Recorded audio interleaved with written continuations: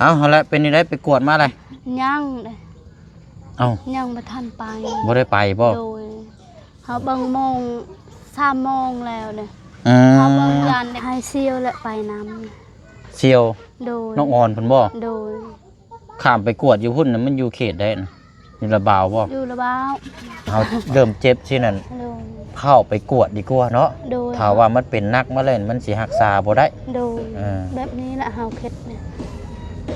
สอนให้ลูกเต้าเด้อแม่น้องเอิงเด้ออันนี้บ่เชิงสิกระซับเด้อกระซับคือลูกเจ้านี่เริ่มสิใหญ่อันน่ะ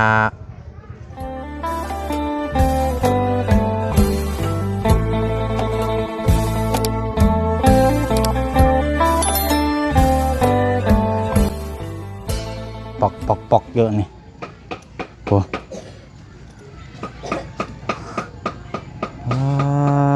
เนาะเสียงผักลาบก้อยบ่เนาะปอกเดียวพี่น้องเนาะเอาคือเก่าคือเดิมพี่น้องเนาะพูดคุยน้ำกันอีกเนาะเขตทางแม่น้องเอิงอยู่ในช่วงบ้านกำลังเริ่มเจ้าของบัดป่วยบัดนี้เนาะโอ้ยเป็นใดคือว่าจะไปหาโมยูเวียดได้ไปอยู่บ่พี่น้องเนาะหรือว่าบ่ได้ไปอาการที่เรามาให้ฟังนี่ก็เกี่ยวกับกระเพาะอะไรพี่น้อยเนาะกระเพาะนูนนะมันเสียบกินเข่าอย่างกระแน่นไว้แล้วก็เมื่อยตัวนี้นี่นอกจากไปฉีดยาอย่างเดียวมันจังสีลงเพราะอาการแบบนี้นี่ผู้เชี่ยวเคยเป็นอยู่พี่น้อยเนาะตอนที่กินหน่อไม้ลายในเสียบท้องยืงท้องกระเพาะขึ้นเอามาเบิ่งน้ำกันเนาะอยู่บ่พี่น้อยโอ้ยเอาพี่น้อยอยู่โรงเรียนนี่ก็เจ้าตัดหญ้าแล้วนี่เนาะกะเกียมได้พี่น้อยเพราะว่าอีบ่กี่มื้อนี่ก็เปิดเรียนพักเทอมแรกได้นี่โอ้เนาะเอาได้ละบัดนี้เนาะไปป่านนี้ตัดภาพมาทางนี้ก่อนเป็นเด้อโดยเอาเขายังซะโอ้บ่จักของแซ่บแล้วนั่นน่ะหมากเล่มไม้ได้ฮะหมากดินฟ้าปาดโทไปเอามาแต่ใช้อันนั้นน่ะไผให้ห่วยคือใจดีแท้โอ้แซ่บได้นี่ก้อยปาดโตเอาเผาเอาละพี่น้อยเดี๋ยวจังน้อยจังย่างไปเบิ่งเฮือนพุ่นอีกเนาะย่างเบิ่งน้ำกันอีกจังน้อยกำลังเผากำลังจี้อยู่โอ้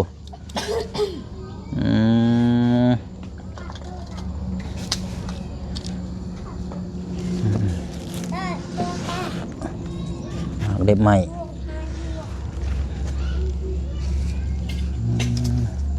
มึงเด้อพี่น้องเผาให้หลายก้อนก็ได้เนาะชื่อกับข้าวเป็นข้าวเจ้ากับข้าวกับเจ้าพัดเด้อมาให้ทั้งลูกเจ้าอะไรเนาะแบ่งกันเอาเลยนะคือว่าอุ้มไปพุ่นบอกกินนี่นะไปป้อนเราเด้อเอาอะไรพี่น้องเด้อเนาะกราบตะไคร้สบายดีและสวัสดีพ่อแม่พี่น้องนำกันเบิดสุขสุคนพี่น้องนำมาผมมาเจอกันอีกคือเก่ากะโอ้ผมคอนแทะบาทนี่เนาะเผากันละบาทนี่โอ้ยขิวคักปัญญังได้เสือนี่หอมปัญญังแล้ว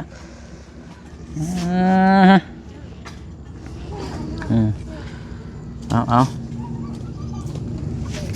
กันใช้เตาถ่านนี่ก็สิบ่ค้อนบันไดหรอกเจ้าก็เคยใช้อยู่บ่เตาถ่านเคยมีแต่พื้นเนาะอันนี้มินิก่อนส่วนลายกระจุแต่พื้นแบบนี้เนาะกันใช้เตาถ่านนี่ก็มันก็จะเปลืองถ่านนี่ถ้าว่าเฮาเฮ็ดบ่เป็นเฮาซื้อเอานี่สอบนึงเด้อ50,000พุ่นได้บ่เสียงซื้อให้ทางน้องรังเมื่อวานเมื่อก่อนนี่แหละพี่น้องแต่ว่าใช้ถ่านนี่มันบ่ค้อนเนาะแล้วก็มันก็สะดวกในการคือ1ข้าว1น้ำตั้งเตาแล้วก็สุกเลยง่ายพี่น้องคันสิว่ากันแต่มันก็ได้ย่างเสียย่างอะไรเนาะเฮาถ้าเฮาเฮ็ดได้เฮาก็บ่เปลืองเงินซื้อพี่น้องแต่ว่าแบบซี่นี่บ่ได้ละมันต้องพื้นแบบซี่แล้วเนาะเอาละเป็นนี่ได้ไปกวดมาเลย ยังเลย เอ้า ยังบ่ทันไป บ่ได้ไปบ่ โดยเขาเบิ่งโมง3 โมงแล้วเนี่ย อืม เขาเบิ่งยานเด็กน้อยเล่นอยู่พุ่น วันนี้สิได้ไปอยู่บ่บัดนี้ ยังไม่ได้ไป มื้อใดไปบัดนี้ อยากไปมื้ออื่น สิไปกวดมื้ออื่นบ่ โดย ไผพาไป ไทยเซียวและไปน้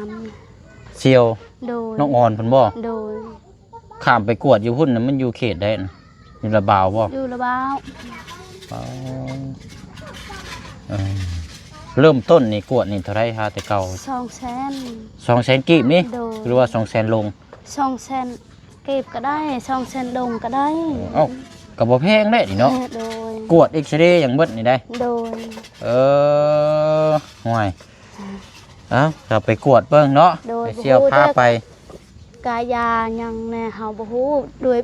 ก็ไปกวดซื่อๆก็200,000แล้วเว้า อื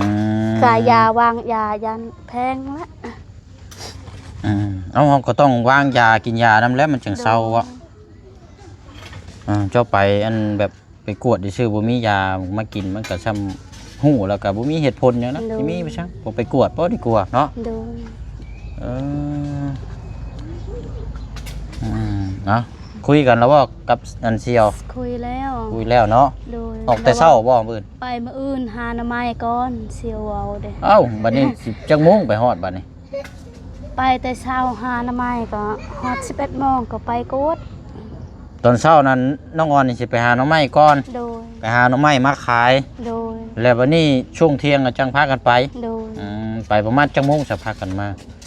11 โมงละ 11โมงไป โดย กลับมาได้ประมาณจักโมง กลับมาฮอด ค่ำบ่ บ่ฮอด3 โมง 4 โมงเพิ่น ก็บ่ไกลปานใดซะเนาะ โดย แต่ว่าน้องออนเคยไปอยู่บนบ่ห้องหมอนะ เคย อันใครอยู่สักคันว่า ไป ฮู้ ช่อ จัก ง กัน โดยไปช่องอยู่เวียดไปช่อง เคยฮู้จักพากันไปอยู่เนาะ โดย อันนี้ต้องมอบหน้าที่ให้เราเองได้พี่น้องเพราะว่าเชียงคือว่าแล้วไปเวียดนะเคยไปพาน้องน้ำพึ่งไปกับทีมงานโอ้ยลาบเลยพี่น้องเอ้ยบ่เอาแล้วบ่ไหวได้ขึ้นรถปักวันนี้รู้สึกผิดเลยนะคันเชื่อก็เลยบ่เอาแล้วไม่จะคันสิไปกับไปเองเลยเนาะนั่นแหละไปกวดเบิ่งเนาะ โดย ยังเจ็บอยู่บ่เดี๋ยวนี้กะ เจ็บนอนเมื่อวานนี้เลย ตอนนี้หั่นได้ โดยเฮาจับบนนี้สำนี้ละอยู่ท้องนะโดย เฮ้ยช่างกระปั้นนี่ บ่สำนี้ สำแขน โดย มันเบ่งขึ้นฉันบ่ โดย ตอนนี้ได้ชาลงหรือบ่ ยังเฮากินเช้าแต่เช้านี่ละเทื่อนึงแต่เช้านี่ละเฮากินนะ แต่ว่ามันก็ลงอยู่เนาะ โดย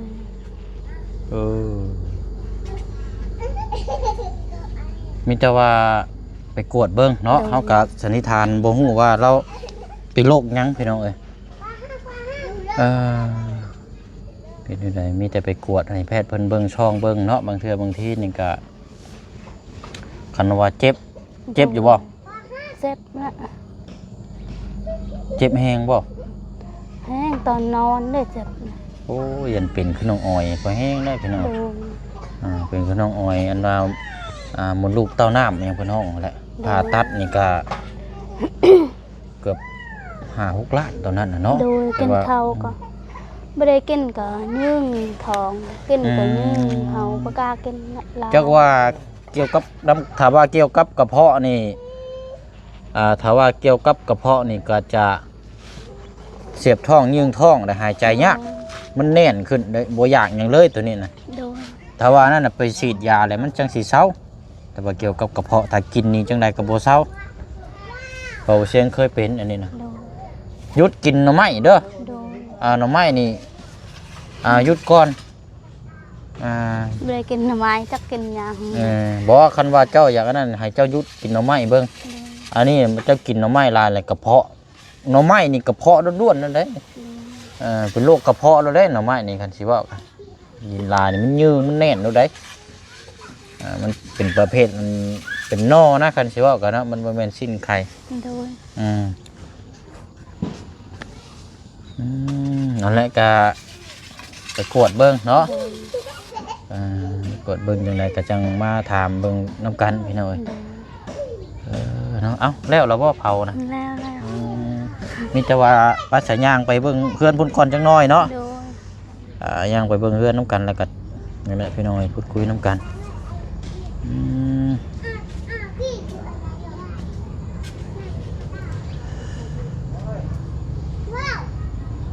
ของหมอเว้าบ่ได้เป็นหยังจะเฮาดีใจเด้แบบนี้ โอ้อันนี้ก็เฮาก็ยังบ่ฮู้เนาะต้องให้แพทย์หมอเพิ่นไปกวดว่าเฮาเป็นหยังเนาะ โดย ถ้าว่าเฮาคิดไปหลายเฮายังเมื่อยเฮายังย้านเด้ โดย มีแต่ว่านั่นละจะไปกวดเบิ่งเนาะ โดย กวดเบิ่งก็จังมาสันนิษฐานเบิ่งเอาแล้วว่าเป็นจังไดจังใด โดย เพราะว่าคือทางพี่น้อง FC ปะลุงเหมือนว่าบางคนก็ว่าเจ็บแบบนี้แหละเจ็บเมื่อยแบบว่าไปกวดแบบว่าเป็นเกี่ยวกับ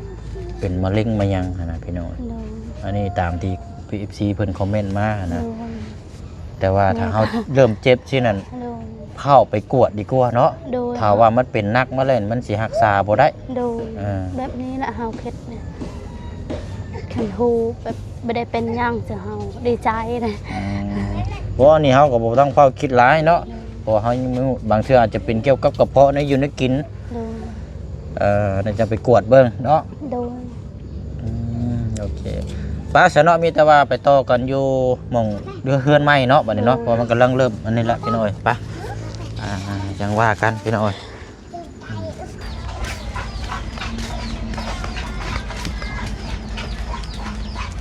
เนาะเอ้ากระถางไผน่ะคือบ่ยังบ่เก็บอยู่ เอาไว้นี่ยังนำเนี่ย ฮะ ยังน กับตัวนี้ได้ใช่เอาไปร่วมกันเพื่อเอาไปเข้าไปไว้ข้างในก็ได้เนาะ ำโดยเอาไว้นี่ก็ได้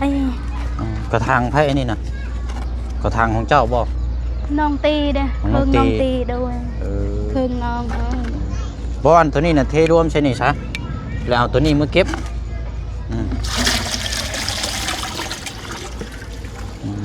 โอเคนั่นแหละแล้วเอาเมื่อให้เราตัวนี้เด้อ โดย ยันเดี๋ยวมันสิเหี่ยมันยังหรอกมันยากถ้าจมเข้าไปไว้ในจะเจนี่จักหน่อย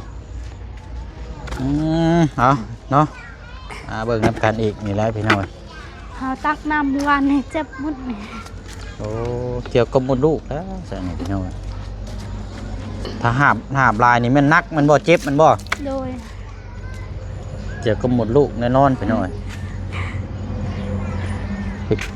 มีแต่ว่าไปกวดเบิ่งก็รอเบิ่งว่าสิสันนิษฐานนี่เป็นแบบใดได้อนี่เนาะ โดย ดีๆเด้อเฮ้ยเนาะเฮือนกำลังเริ่มปลุกหมดโอ้วัติเราอะไรพี่น้องนึงมานี่เราเฮ็ดเวียกนักเฮ็ดเวียกหลาย โดย แล้วก็ไปตลอด โดย เด็กนั้นชอบก็เลี้ยงลูกเนาะ โดย เลี้ยงลูกขมุกขมุมนะกันชอบก็เบิ่งหน้าเบิ่งหลังเนาะจักสิเบิ่งตัวเองแน่ โดย ลูกวัดลูกยังน้อยเบิดเลยยังใช้เวียกใช้งานยังบ่ได้ โดย ไม่ห้างลูกซี่ อยู่คนเดียวเจ็บกระยานลูกพี่ยาน หลายคนเนาะ บ่มีใครเลี้ยงลูกนี่แหละ ลูกมันยังน้อยอยู่ โดย ว่าแล้วว่าความเจ็บความป่วยความสูญเสียนี่มันมีใครอยากเจอได้เนาะเจอมาเนี่ยก็โอ้เหนื่อยเราได้เป็นเนาะ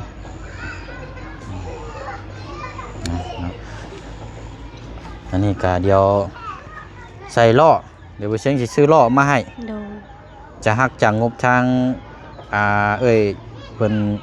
ฝากมาให้ที่นี่แหละพี่น้อยเดี๋ยวสิซื้อล่อมาให้แล้วขุดแล้วเอาลงไปถมพุ่น โดย ถมแถวนี้แล้วนี่ขุดต่อที่ว่านี่แหละมันเพียงมันงาม เจ็บบ่เดี๋ยวนี้กะ เจ็บคันตักนำลายเด้คือนำลายก็เจ็บ อันเจ้ายืนนี่ก็เจ็บใช่บ่ เจ็บก็อด พี่น้อง เจ็บก็อด เอ้ยเนาะไปย่างมาพี่คนกันอันนี้ฐานเนาะมืออื่นมือกับแข็งแล้วพี่น้องนี่ละสูงเทิมเลยตัวนี้เนาะ โดย ลักตัวนี้เดียวพอสร้างมาแต่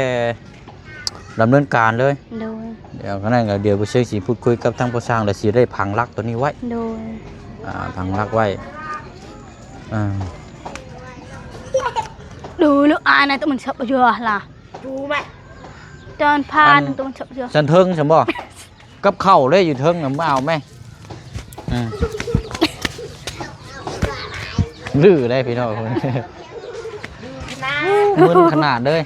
แต่ว่าเราเว้าเก่งนะเราเว้าฉลาดคือหยังนี่โอ้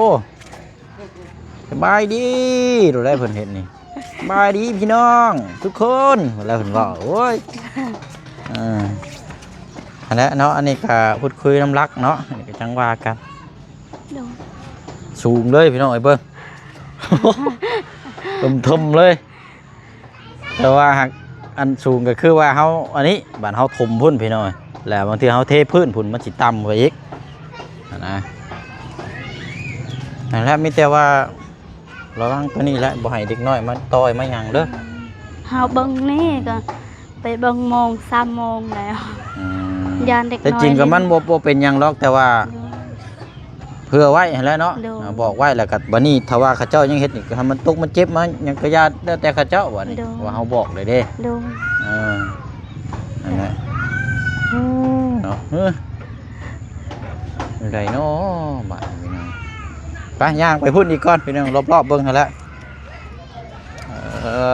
เนาะโอ้มันยังเก็บไปทิพแท้นะ เก็บไว้ โอ้ยจักมันยังไม่ย่านี่ติดมือติดท้องติดใส่เบิ่แล้วนี่โอ้ยหมดแล้วนี่เนาะลักปูนเฮาอันนั้นใช่น่ะ ละคุณ 2 4 6 7 8 อยู่ข้างล่างอยู่ข้างล่าง ฮะ อยู่ลุมนี่ อยู่ในพื้นหันมีอีกบ่พื้นไม้เห็นบ่ โดย มี2บ่ มี 2 4 มี 3บ่ 3บ่ ฮะ มี3บ่ โดยมี3น่ะ เพราะว่าเอาห้องนี่เนาะไม่ได้เนาะ โดย มีอยู่3มันพี่น้องโอ้ตกใจเบิดข่อยก็ได้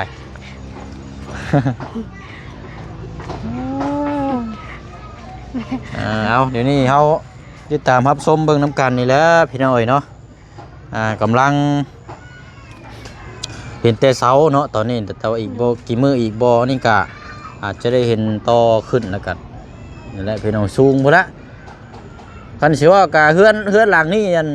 ครึ่งหนึงเลยเนาะ โดย แบบเชี่ยวๆเลยพี่น้องเฮือนหลังนี่ท่วมเลยนะคันสิว่าซ้ำฮอดพุ่นละพอเฮือนน่ะเขาเจ้าเฮ็ดต่ำเด้เขาเจ้าเฮ็ดต่ำแฮง หลายคนได้ไปเบิ่ง ฮะ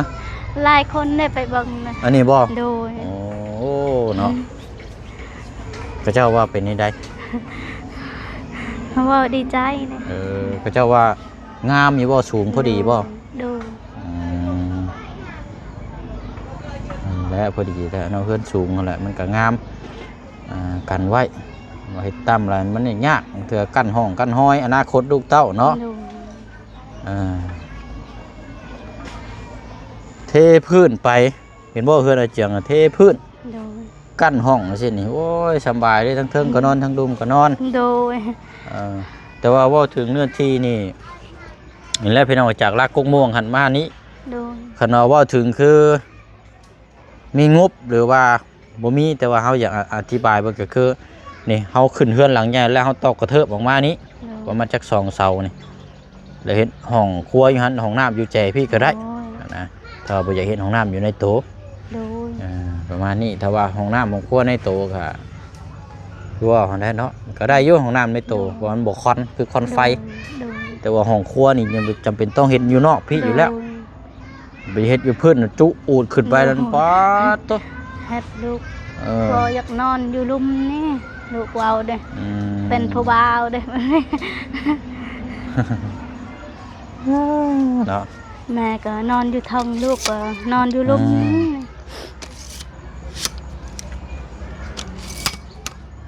โอเคป้านั่งคอนไม้หันก่อนก็ได้เดี๋ยวไปเช็คจะนั่งร่มน้ำกัดอีกจักหน่อยพี่น้องก็จังว่ากันนะตัวเต็งไว้คักอยู่ก็ยังปิวเนาะอันผาบัดเหมือนกันโอ้ยชะ พัดมาเด้ พูดแล้วนี่พี่น้อง ลมพัดแห้งคือว่าแล้วมื้อนี้ฝนตกแน่ได้มื้อนี้นี่ฟ้าฝนก็ตกลงแน่จักหน่อย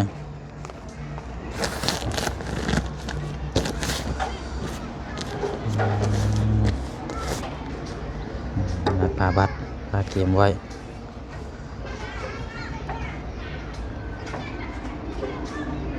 เป็นได้น้องตีกินยาแล้วบ่ชื่อมาแล้ว แล้ว ใครอยู่บ่ โดย ใครขึ้นอยู่บ่ โดย มีแต่คนไข้มีแต่คนป่วยเนาะ โดย แต่ว่าเรากินยาไปซื้อมาเนี่ยกินไข้แล้วบ่ กินแล้ว